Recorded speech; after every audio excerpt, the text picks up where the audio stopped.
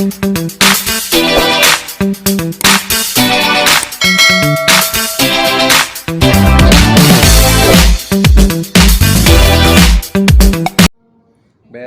warahmatullahi wabarakatuh. Waalaikumsalam warahmatullahi wabarakatuh. Udah cukup istirahat ya. Kita masuk ke apresiasi prosa fiksi. Ya. Kemarin kita sudah bicarakan unsur intrinsik dari prosa fiksi. Nah, perlu saya ingatkan kepada Anda, unsur-unsur itu yang perlu Anda interpretasikan dalam sebuah karya fiksi. Ya bukan mendeteksinya saja, bukan mendatanya aja. Ya kedudukan itu karena dia saling mengait. Contoh, ini sedang untuk mereview Anda, menunggu teman-teman. Contoh, Anda meneliti tentang karakter tokoh. Ya, karakter tokoh itu seperti yang saya katakan kemarin, itu kan manusianya dinamis. Bisa jadi karakter tokoh itu terbentuk karena hubungannya dengan tempat. Jadi Anda lihat dulu hubungannya dengan tempat. Atau karakter tokoh itu jadi berubah karena hubungannya dengan tokoh lain. Karena karya fiksi itu kan dia tujuannya mengingatkan kita dalam kehidupan nyata. Ya. Anda sekarang sama saya ramah karena Anda mahasiswa. Coba nanti kalau punya suami. Kan banyak dipertimbangkan. Mau ramah atau tidak gitu. Dan saya juga tahu diri, oh ini udah punya suami. Artinya apa? Perubahan karakter Anda itu karena perubahan status. Jadi Anda dipengaruhi oleh suami Anda gitu. Ada pertimbangan Anda gitu. Takut-takut nanti Anda ramah, tahu-tahu suami Anda curiga, ada apa nih dengan Pak Sapria. Tapi ada orang yang tidak berubah. Artinya apa? Status meskipun dekat suaminya, dia tidak berubah gitu. Artinya apa? Tidak ada pengaruh tokoh lain terhadap karakternya dia. Mungkin ada yang lain. Contoh ya, saya dengan ibunya Farhan, sudah ibunya Farhan itu udah kayak anak. Bagi saya dulu mahasiswa, ibunya Farhan. Nah, udah kayak anak. Artinya tidak ada batasan apa-apa gitu ya. Kalau dia tidak ada duit, dia minta duit sama saya gitu. Kebetulan dia aktif di kampus, saya aktif membina mahasiswa. Dia spesialis bendahara, bendahara kegiatan. Tapi ketika dia misalnya berada di sekolah, tentu berbeda karena dia kepala sekolah. Artinya apa? Mungkin dari segi perubahan karakternya dia tidak mempengaruhi karena dia bersuami, tidak mempengaruhi karena dia ada anak, tidak mempengaruhi. Tapi ketika di tempatnya dia sebagai pimpinan, mungkin cara dia bicara kan berbeda. Nah, artinya kita mengapresiasi bahwa karakternya itu berubah karena tempat. Paham? Jadi kalau Anda ikuti seminar kemarin, saya seminar, ya, ada satu orang mahasiswa mengkaji tentang novelnya Sujiwo Tejo. Ya, nanti Anda lihat di konten saya videokan. Karena bagi saya itu bermanfaat untuk Anda pelajari. Nah, dia meneliti tentang dua novel Sujiwo Tejo tentang Rahwana. Jadi versinya Sujiwo Tejo itu Rahwana itu dia membuat bentuk kontramitos. Arti kontramitos, Rahwana kan tahu dalam dongeng-dongengnya Mahabharata kan Rahwana itu kan tokoh jahat. Tapi Sujiwo Tejo tidak menghadirkan sebagai tokoh jahat dia Rahwana itu. Namanya dalam buku teori dan mitos dan komunikasi Umar Yunus namanya kontramitos. Kontramitos. Jadi itu yang dirisetkannya. Yang diapakannya, pembimbing pertamanya Pak Mustian, pembimbing keduanya saya. Nah, dia menghadirkan tokoh, Sujiwo Tejo menghadirkan tokoh yang kontra dari mitos, dari pemahaman orang, keyakinan orang tentang Rahwana itu. Sama sebetulnya halnya dengan yang ditulis oleh Umar Yunus, Pembelaan Malin Kundang itu. Ya, Pembelaan Malin Kundang. Kata Umar Yunus, Malin Kundang itu tidak anak durhaka. Ya, kata dia, versinya dia, tapi dia punya argumen untuk mengatakan tidak anak durhaka gitu. Nah, karena kan ada penyebabnya. Orang bertingkah kan ada penyebabnya. Karakter orang itu berubah kan ada penyebabnya. Ya. Misalnya penyebabnya kenapa dia suka marah? Dia perlu kepastian. Tapi kepastian nggak pernah dia dapat. Akhirnya dia marah-marah. Tapi kalau sudah ada kepastian, dia nggak marah lagi. Karena itu yang ditunggu. Nah, jadi sekali lagi membicarakan tentang unsur intrinsiknya karya fiksi itu bukan sekedar hanya menentukan atau mendata ini wataknya apa. Ya, misalnya tokoh utama wataknya keras, bukan itu aja, tapi kita menganalisis perjalanan watak itu dari awal sampai akhir. Karena mungkin orang keras itu cowoknya keras saja. Ya, seorang yang pemarah, singa sekalipun dia, karakternya dia, tapi kalau dijumpa anaknya kan tidak mungkin dia marah juga. Nah, kira-kira begitu. Jadi ada faktor orang marah itu karena ada faktor X-nya. Nah, itu harus kita interpretasikan penyebabnya. Nah, ini contoh kalau kita menganalisis tentang watak tokoh. Begitu juga tempat. Tadi kemarin saya bicarakan tentang tempat. Sejauh mana pengaruh tempat itu dalam cerita? Apakah urgen, ya? Apakah memang mutlak harus tempatnya di sana? Memang ada cerita itu memang tidak mungkin. Kita tidak mungkin memindahkan Tangkuban Perahu ke Riau. Kalau kita pindahkan ke Riau kan capek kita pindahkan gedung Tangkuban Perahu lagi. Tidak mungkin karena dia tempat itu erat kaitannya dengan cerita. Tapi sekali lagi saya katakan dalam perkembangan tidak semua cerita itu erat kaitannya dengan tempat. Dalam dinamika cerita, ya, cerita itu bisa terjadi di mana-mana saja. Gitu. Tapi pada mulanya cerita itu dibangun orang karena orang ingin tahu, ingin meyakinkan orang tempatnya, gitu. Jadi sebagai pembuktian meyakinkan orang kebenaran cerita. Gitu. Walaupun kita tahu itu karya fiktif. Bisa dipahami? Nah, sekarang kita masuk membicarakan tentang angkatan. Ya, angkatan ini sebetulnya meliputi angkatan puisi dan proksa. Tapi kita khusus artinya prosa fiksi dan puisi sama angkatannya. Ya, sama angkatannya. Anda bisa pahami nanti, Anda bisa cari nanti sebelum kita cari materinya, bahwa angkatan itu banyak yang berpendapat angkatan. STA lain, ya, nanti Rosihan Anwar lain, Habib Yasin lain. Jadi kalau Anda kajian teori nanti misalnya Anda mau melihat angkatan, itu angkatan teori siapa? Kalau STA dia sudah mulai dari sastra itu dari masa purba. Zamannya manusia menduduki tanah air kita ini. Nenek moyang kita. Dari situ. Jadi ada jadi situ ada mitos, ya, ada legenda, ada fabel dan sebagainya gitu ceritanya. Mulai dari itu. Tapi ada juga mengatakan bahwa bentuk sastra itu dimulai dari Perasa Kebangkitan Nasional itu, Budi Utomo 1908. Karena itu Balai Pustaka angkatan 20-an.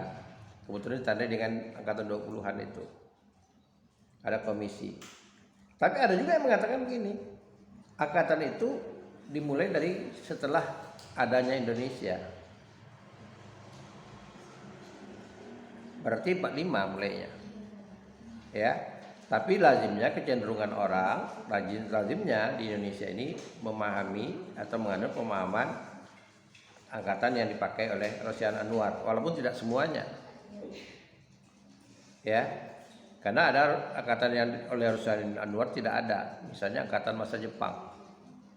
Angkatan 66. Rosian tidak menganggap itu angkatan. Nah, kita singgung dulu masalah angkatan ini. Angkatan itu ada dua yang menandainya, ya. Kenapa terjadi perbedaan? Ada dua. Pertama, terjadi perubahan dalam karya sastra. Terjadi perubahan pada karya sastra. Ya, dari segi strukturnya karya sastra itu sendiri. Jadi ada pembaharuan. Ditandailah itu sebuah angkatan. Yang kedua, ada peristiwa yang mempengaruhi karya sastra. Peristiwa berkaitan dengan peristiwa politik. Nah, bedanya di mana nih? Nah, saya jelaskan pada Anda. Yang pertama, ditandai dengan ciri khasnya dia. Angkatan 20-an. Kebetulan ada komisi bacaan rakyat 20-an, Balai Pustaka. Nah, ditandai di sana tuh apa? Ciri khasnya karya pada waktu itu, ciri khas karyanya alirannya romantis. Jadi rata-rata karya pada masa itu karya yang romantis. Ya, romantis itu apa? Ya berkaitan dengan tentang percintaan. Satu. Jadi temanya sama itu. Yang kedua, ada perubahan. Ya, tadi perubahan tadi juga sebetulnya ada perubahan sikap tadi karya sastra tadi muncul angkatan 30-an, Pujangga Baru. Pujangga Baru itu asal katanya sebetulnya dari sebuah majalah namanya Pujangga Baru. Di sana berkumpul para penulis, bahkan ada dokter, ada insinyur juga yang menulis di sana, yang mangkal di sana juga. Yang didirikan oleh 3 serangkai, Armin Pane, Sanusi Pane, dan STA. Nah, ini ada perubahan sikap. Sikapnya apa? Mereka lebih terbuka. Kalau Balai Pustaka itu kan tertutup, lebih regional daerah. Ini mereka lebih terbuka, menerima pengaruh dari luar. Itu tadi kita bicarakan tentang puisi baru tadi itu. Itu kan pengaruh dari luar. Di tanah air kita tidak ada distikon, terjina kuatir. Sebelumnya tidak ada, tapi pengaruh dari luar. Kita tahu STA itu dia memang berpikir secara humanis. Ya, dia berpikir memang dia harus adopsi dari luar. Karena itu kalau kita lihat temanya, ya, dia lebih ke realis. Lebih ke bentuk realis. Kenapa realis? Ya karena dia romantikanya itu memang ada romantika, urusan percintaan, tapi bukan romantika yang dia diperlihatkan, tapi realita kenyataan. Dalam karya sastra dikatakan sudah muncul namanya karya kontekstual. Kontekstual artinya berdasarkan kenyataan. Nah, muncullah yang belenggu di Armin Pane, STA itu layar terkembang, muncul pada masa itu. Karena itu beda betul ragamnya dengan angkatan 20-an. Berbeda. Ya, berbeda betul. Kenapa? Ya karena dia pertama kali settingnya, tempatnya itu sudah berubah. Bukan lagi daerah, tapi sudah ke perkotaan. Sudah dikata orang udah metropolis. Artinya pagar-pagar budaya dalam cerita itu sudah berkurang. Bicara tentang budaya sudah berkurang. tapi lebih hidup bicara tentang pandangan orang kota. Nah contoh, tadi saya katakan pada Anda cerita tentang Arwin Pane belenggu. Kenapa belenggu itu tidak lolos di balai pustaka? Karena tidak sesuai dengan balai pustaka. Ya, nggak sesuai dengan balai pustaka itu. Jadi dia betul-betul pure mengatakan tentang kehidupan kota. Ya tentang kehidupan hidup kota ya. Kalau kita kan di hidup daerah yang namanya istri kan ngabdi kayak suami. Tapi kalau kota kan tidak. Saya pernah tahun 81, udah lahir 81. Jadi waktu itu saya tingkat 1. Ada seorang artis udah meninggal, saya tidak perlu sebutkan namanya. Kebetulan tetangga dengan abang saya, artis satu kelurahan lah. Tetangga betul tidak, sebelah tidak. Di daerah Condet sana. Itu dia biasa. Ya, dia orang Manado kan biasa pesta. Sore hari istrinya pesta. Undang orang, party di rumah. Jadi waktu itu kalau partinya dia misalnya dikasihnya hadiah, rewardnya, misalnya jam tangan atau apa. Dan si suami dia gendong anak. Istri itu dia punya berondongnya sendiri untuk dansa atau apa. Biasa bagi mereka kan orang kota. Bagi kita kan enggak bisa terima. Apalagi di kita sekarang ini walaupun kota kan baru enggak bisa terima. Tapi di Jakarta itu biasa bagi dia. Habis acara istrinya udah larut malam, istrinya menidurkan anak, giliran suami pula ngundang teman-temannya. Party juga. Jadi suaminya punya pasangan, si istrinya punya pasangan. Jadi kalau kita bicara belenggu itu, kasus belenggu itu tentang Soekartono dengan Soekartini, istri dengan Rokhaya. Kehidupan itu udah biasa di kota besar, ya, karena tidak ada normal-normal lagi. Yang membuat normal-normal itu kan kita di daerah, adat kita, yang nggak biasa kita kan. Jadi kalau Anda misalnya melihat orang di konten-konten di YouTube, di TikTok, di snack, perempuan-perempuan yang nggak beres-beres itu, ini kan dia hidup di kota tanpa ada kontrol budaya. Tapi kalau coba dia hidup di daerah, nggak mungkin orang itu mengizinkan gitu. Berlaku seperti itu nggak mungkin. Nah itu tadi. Ya kenapa prinsip budaya kota dan daerah itu beda. Kalau kita di daerah, sekampung itu saya katakan kepada Anda, sekampung kita keluarga. Ya tidak hubungan nenek dan nenek lagi gitu. Masih ada hubungan. Jadi kita dipagar oleh semua mata di kampung. Di kota siapa yang magar? Ya paling awal-awal aja ada kos Anda segan sama teman, awal-awal aja. Sudah tuh nggak peduli. Nanti kalau ada orang teman Anda yang nggak ke Anda, jangan urusan saya dia urus sendiri-sendiri. Kita katakan seperti itu, egonya kita. Nah itu tadi yang katakan perubahan tadi. Muncul lagi setelah apa itu namanya angkatan 45. Ya harus ada nomor katakan angkatan 45. Kenapa ada angkatan 45 itu? Yang pertama ditandai dengan munculnya puisi bebasnya Khairil. Ya. Nah, oleh Rosihan Anwar digabungkannya 45 itu dengan masa Jepang. Karena orang sudah merdeka itu banyak alirannya yang lebih ekspresif. Kalau tadi sudah realis, ini ekspresif. Apa yang diingat itu yang dituangkan. Itu ciri khasnya. Karena itu ditandai dengan yang dominannya itu dalam puisi Khairil. Tapi dalam fiksi ada namanya bentuk cerita namanya Nongan Aki oleh Idrus. Tapi tidak begitu dominan ya di fiksi tidak begitu dominan. Tapi itu ditandai oleh angkatan. Lalu kalau Habib Yasin dia pisahkan. Angkatan 45 ada masa lagi sebelum angkatan 45 namanya angkatan masa Jepang.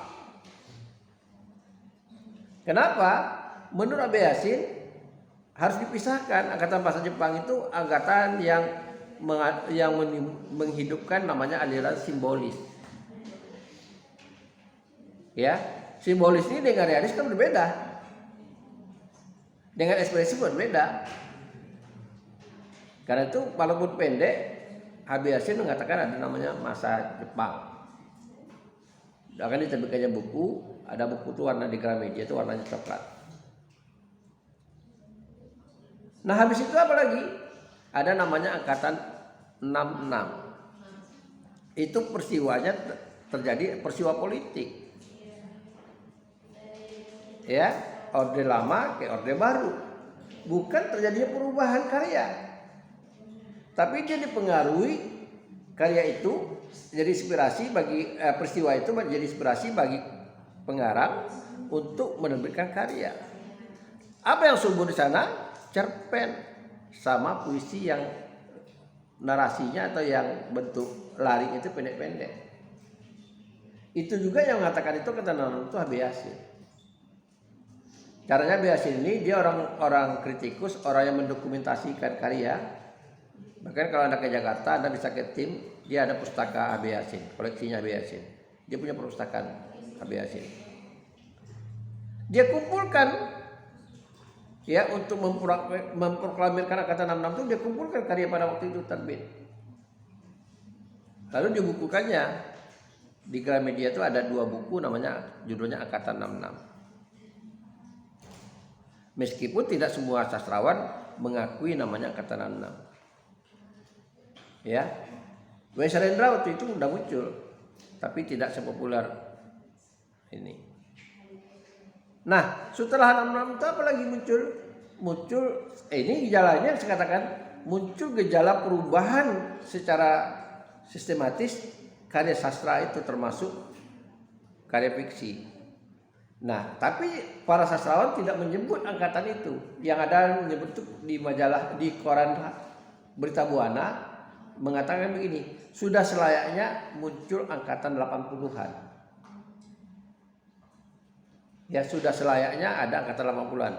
Meskipun kalau Anda lihat angkatan, orang tidak bicara angkatan 80-an. Tapi dalam realnya terjadi perubahan yang mendasar dalam karya puisi dan fiksi. Angkatan 80-an. Itu di harian Berita Buana. Kenapa? Pada puisi muncul Sutarji tahun 80-an dengan kredonya yang dibacakannya di Bandung. Anda baca di sejarahnya kredo itu. Dan Sutarji itu ketika memproklamirkan, orang tidak mengerti apa yang dikatakan Sutarji. 2 tahun setelah dia berkarir, dia menerbitkan, mengekspos dan dia aktif membaca puisi, baru orang paham perbedaannya dia dengan Khairil. Jadi wajar dikatakan dia sebagai presiden penyair karena setelah Khairil belum ada yang melakukan perubahan kecuali Sutarji. Jadi dia memproklamirkan diri sebagai presiden penyair. Nah, dalam karya fiksi muncul perkembangan terhadap unsur intrinsik tadi yang kita bicarakan. Muncullah Iwan Simatupang. Iwan Simatupang ini dia belajar filsafat di Perancis. Dia pulang menulis karya yang sedikit menurut orang tuh berbeda dengan karya yang lain yang realis tadi. Dia menganggap tokoh utama itu tidak penting. Itulah munculnya merahnya merah, munculnya ziarah. 2 itu momentumnya dia. Bahkan dia mengatakan dia mengaitkan antara unsur filsafat dengan unsur karya sastra. Karena filsafat dengan karya sastra itu dekat. Ya. Setelah filsafat itu bahasa sastra. Jadi kalau orang sastra memahami filsafat sedikit mengerti dia karena dekat. Ya. Contohnya Anda lihat komentarnya Rocky Gerung, ya kan? Dia bilang kata dungu misalnya. Itu kan diksi. Nah, orang kenapa tidak bisa terima? Karena orang lebih memahami makna denotatifnya.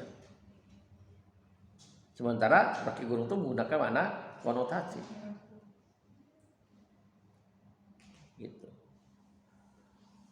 Nah, jadi munculnya merahnya merah, lalu muncul lagi setelah itu munculnya burung-burung manyar, YB Mangunwijaya, ya di cerpen itu muncul namanya Putu Wijaya, ya muncullah bentuk-bentuk karya yang absurd. Absurd itu gini, secara logika itu tidak masuk akal. Saya beri contoh gini, ada cerpennya, Anda nanti bisa baca di kumpulan S, cerpennya Putu Wijaya. Dia cerpenis yang produktif waktu itu, sastra. Judulnya Operasi Kelamin. Operasi Kelamin judulnya. Jadi dia menyindir tentang pada masa itu 80-an itu zaman Soeharto banyak anak-anak pejabat yang membanggakan bapaknya. Ya ibaratnya kalau bapaknya menteri, anaknya jadi menteri, lebih parah lagi jadi menteri. Maka Putu Wijaya melahirkan namanya Operasi Kelamin. Itu pernah dibacakannya di Undri, di Patimura. Dia bacakannya. Jadi bicarakan begini, ada seorang anak, ya, yang bapaknya itu pejabat, bahkan punya dokter pribadi. Tiba-tiba dia dikagetkan oleh bapaknya yang meninggal. Ya dokternya mengatakan bapaknya sudah meninggal. Lalu karena dia kagum dengan bapaknya, dia bilang sama dokternya, kata dokternya, orang tua kamu udah meninggal. Lalu dia minta cari yang berharga di bapaknya ini, dioperasikan, lekatkan pada diri dia. Lalu menurut dokter yang berharga lagi tinggal kelaminnya. Lalu dioperasikan kelaminnya. Lalu mau ditaruh kemana? Nah, ini kan absurd ya. Secara real ini tidak mungkin gitu. Tapi itu sindiran. Mau dioperasi kemana? Karena dia punya kelamin. Lalu kata dokter, udah kata anaknya dipasang di keningnya gitu. Di keningnya. Nah, itu bentuk karya-karya yang absurd tadi. Munculnya tahun 80-an. Ya, suburnya tahun 80-an gitu. Nah, jadi ditandai oleh karena itu. Nah, setelah 80-an orang tidak melihat lagi ada perubahan, kecuali di situ orang terkaget dengan munculnya sastrawan perempuan tahun 2019. Iya, awal 20-an, tahun 2000-an, ya. Yang namanya Ayu Utami. Ayu Utami itu seorang perempuan, gadis, masih gadis. Dia stafnya Gunawan Muhammad. Bahkan dicurigai orang karyanya itu diedit oleh Gunawan Muhammad. Yang jadi kagetnya itu, biasanya perempuan itu dalam karya sastra, baik yang menulisnya perempuan ya maupun laki-laki, itu tokoh perempuan itu jadi objek. Tapi ini tidak, Ayu Utami menampilkan tokoh perempuan itu sebagai subjek, sebagai pelaku. Satu, yang kedua, yang menganehkan lagi, perempuan bercerita tentang kelakuan perempuan. Harusnya kan tidak, perempuan menutupi perilaku perempuan. Ini seorang perempuan menulis tentang itu. Banyak lagi hal yang lain ditampilkan oleh Ayu Utami, termasuk misalnya orang bercinta dengan menggunakan internet, dan itu sudah dibicarakan oleh Ayu Utami. Jadi kalau kita lihat sekarang kenyataannya itu sudah dibicarakan awal 20-an. Nah itu tadi saya katakan, itulah terjadinya perubahan angkatan tadi. Tinggal Anda mau memihak ke mana angkatan yang Anda yakini. Apakah SDA dari mulai masa purba, ya? Karena sebelum itu, sebelum 20-an sudah ada karya sastra. Kita bicara Gurinang 12 itu agak abad 19. Bukan abad 20. Kalau 1920 kan abad 20, awal 20. Gurinang 12 itu abad 19. Jadi masih ada namanya Tajus Salatin, Bustanus Salatin itu ada. Yang dikatakan orang sastra Indonesia klasik, zaman peradaban tulis menulis, itu karya sastra klasik. Purba itu peninggalan yang kita katakan yang orality tadi.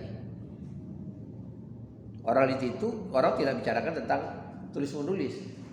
Tulis menulis itu suburnya ketika zamannya Raffles. Abad ke Inggris masuk itu kan abad ke-17.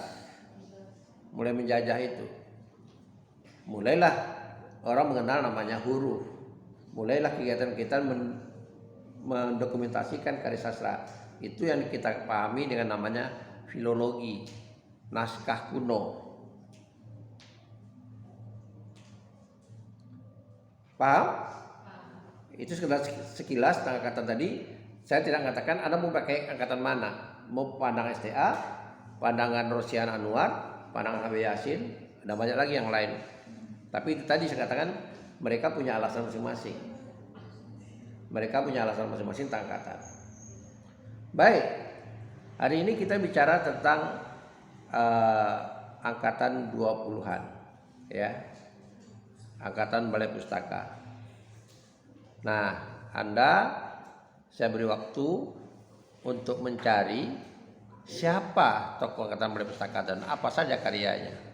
Oke, silakan.